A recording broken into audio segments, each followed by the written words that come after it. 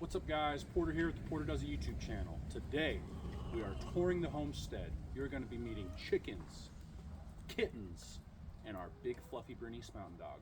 Come with me as we tour the 2-acre homestead here in Oregon.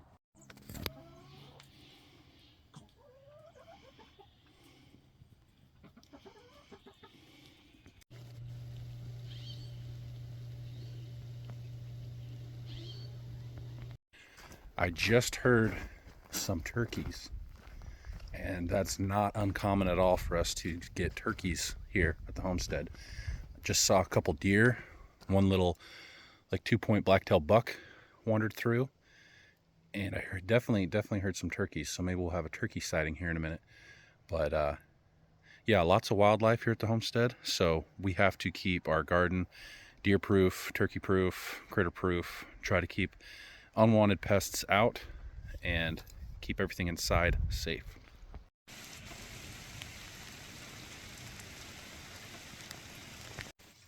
It's kind of turned into a rainy morning here on the homestead, but we got a buck right here. Some turkeys just went that way. We have a buck. He's chilling.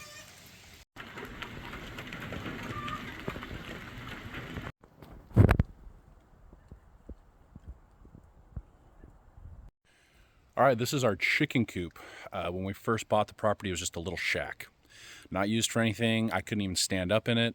So we ended up raising this chicken coop about 2.5 feet. You can see where the siding changes. This is actually reclaimed cedar from a fence that I tore down and rebuilt for someone. They let me keep all the cedar. I got some windows in here and then some reclaimed doors for the front door. So it's a chicken palace. Got some junk here left over from when we bought the property, but it's been a great chicken coop, and they have a little run back here. The previous owner had this for a dog kennel. Murphy doesn't need a dog kennel. We just let him roam the property freely, so we turned that into a small chicken run. So our chickens, if we don't want to let them out in the yard, can still get outside, get some sun, and stretch their legs. If you're wondering how the chickens get back here to use the chicken run, we have this little door back here that we can open up, and then the chickens can get outside and enjoy the backyard a little bit.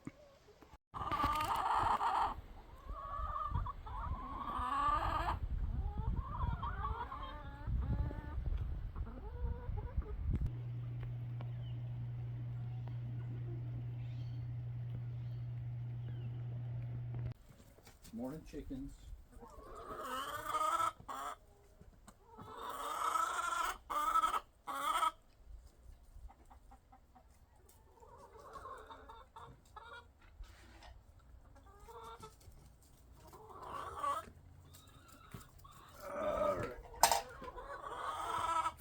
Calm down.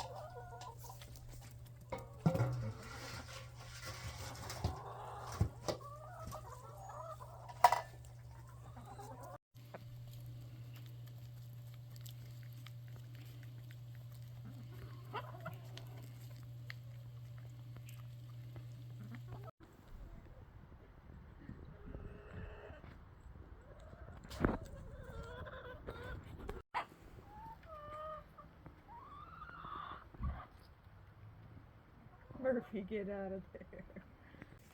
This is Murphy. He's our 3-year-old Bernese Mountain Dog, and he loves living here at the homestead. He sure to barks at all the deer, all the delivery drivers. He's friends with Wilma, and he's friends with the chickens. He is our best friend and a great addition to the homestead. All right, right now, as you can tell, it's raining. So winter is upon us in Oregon, and a big push for the homestead, because I was lacking, I'm ill prepared, is firewood. This is Doug fir, makes great firewood. It's been sitting here drying for a few months in the summer, so now it's getting wet, getting rained on in the winter. But I got all this firewood for free. There's a local tree cutter in town that when he has extra wood, he lets me know, and he'll bring me logs. I cut these up with my chainsaw into 16-inch lengths, and then split them for firewood, and then go stack them in my woodshed, because a future project coming up. We are putting a fireplace insert inside of our masonry fireplace. So that'll be a huge upgrade. We'll have a nice wood burning stove to keep our house warm. So in order to do that though, we need firewood. Little tour of the woodshed here. Rafters are just 2x4s. We hung a pressure treated 2x6 ledger with 2x4 hangers to keep the rafters secured to the ledger. 1/2-inch OSB sheeting. And then on this side, I have 3 4x4 posts set in concrete with a 4x4 beam, and then 2x4 rafter hangers to hold the rafters in place. And then as a roof, because we're here in Oregon and it does get very rainy, I have some reclaimed metal sheeting.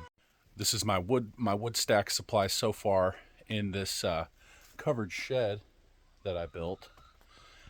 Most of this is maple. There was a maple tree on our property that was rotten about 12-14 feet up, so we had to get it removed. So a lot of this is split maple from that tree that we had removed on our property. And then some of this and the logs in the other side of our property is Doug fir, which Doug fir and maple make great firewood, should be keeping us warm all winter long. All right, this is Wilma, our kitten. She lives in this box on the front porch. She's kind of feral, but she is a vicious killer. She kills mice, squirrels, rabbits, you name it. She is a good kitten to have around, and she keeps the homestead mice free, which is a huge plus. So yeah, Wilma usually lives in this box. And then we feed her in the woodshed. We keep her food over there by the chicken food and just give her a little bit of food at a time. That way she can eat it and it doesn't go to like a raccoon, a possum, a skunk, any unwanted critter. We do not want them getting a free meal. We want Wilma to get the free meal. But she does her job at getting the mice as well. She's a hard worker.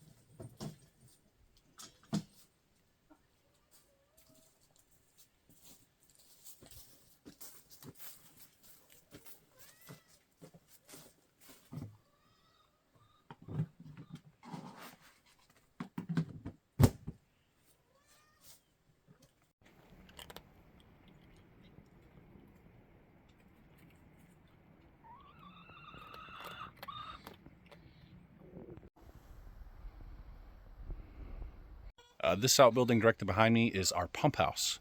We have a 300-foot well that feeds a 1,000-gallon holding tank. It's all insulated. It's been a pretty good system.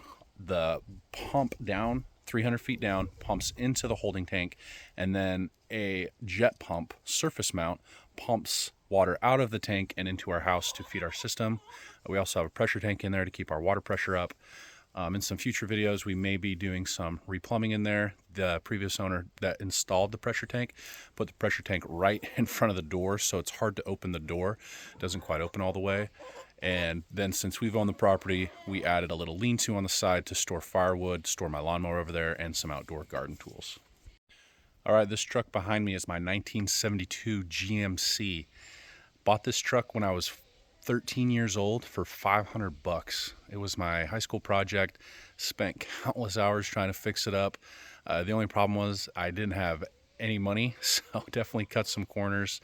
But overall, I did a decent job, but now I'm actually totally redoing it. So be on the lookout for some upcoming videos where I'm rebuilding this motor, installing a new transmission, body work, painting, interior work. We're going to totally give this truck, which is affectionately named Smokey, a new life.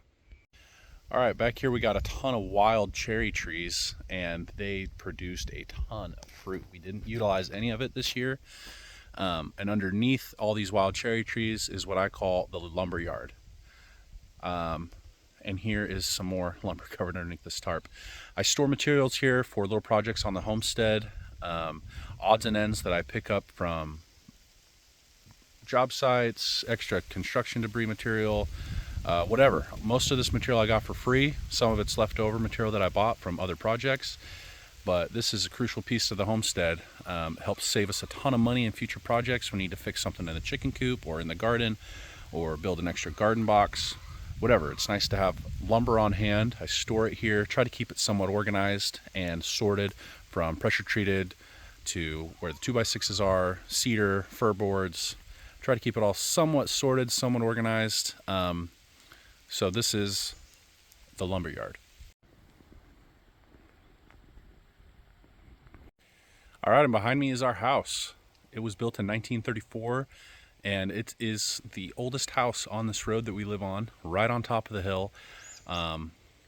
It definitely needs some work. As you can see, we are in the process of replacing some siding. Future project, we're going to be replacing these windows, replacing this siding. Recently tore out the porch that was here that was improperly installed. Basically, the ledger for the porch was just nailed right to the siding, which no flashing at all, which allowed for water to get behind that ledger and soak and saturate the siding, and eventually the framing all got damaged as well and rotted away. So we've addressed that. We have replaced all the sheeting and framing that was rotted. And on this other side here where this pile of gravel is, there was an old concrete patio that had over time settled towards the house, which was again running water right towards the house. A lot of rot, a lot of issues. That's all been addressed. In a future project, we will be pouring a new concrete patio. Here is just going to be a garden bed. I've already addressed the siding issues here at the front porch and built a new little railing to make the entryway a little more defined. All right, and this is our garden. We built this deer fence. In a future video, I can go through that more in depth of how we built this deer fence, what materials we used. We have 4 raised garden boxes right now, and with a plan to build a ton more. We filled up all the garden boxes this year. Right now, for over the winter, we have some onions and garlic growing.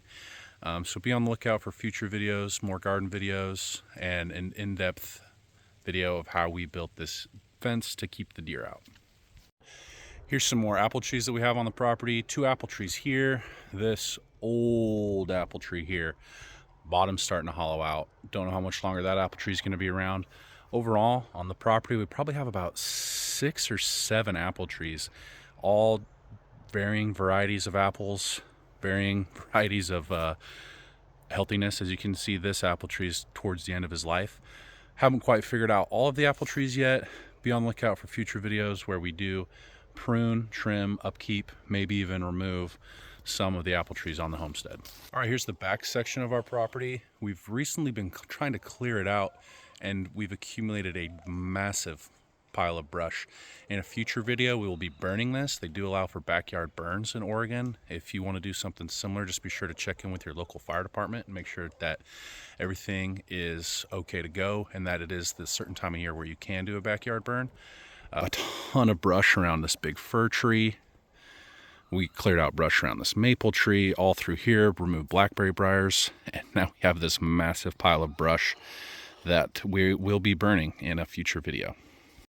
Here's another burn pile back here, and then we have 3 apple trees in this section of our property.